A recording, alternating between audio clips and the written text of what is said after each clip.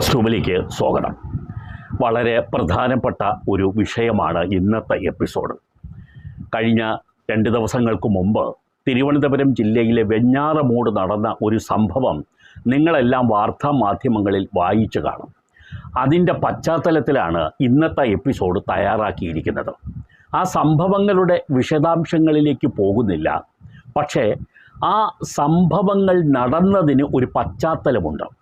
ഈ പശ്ചാത്തലം ഇന്ന് ഈ എപ്പിസോഡ് കേട്ടിരിക്കുന്നവരെല്ലാം മനസ്സിലാക്കുകയും ദയവ് ചെയ്ത് മറ്റുള്ളവർക്കായി ഷെയർ ചെയ്യുകയും വേണം.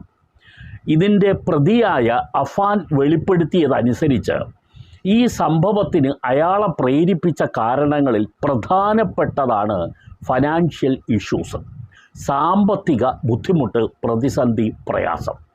ഇത് തന്നെയാണ് ആ ചെറുപ്പക്കാരനെ ഇത്തരത്തിൽ ഉള്ള ഒരു പ്രവൃത്തിയിലേക്ക്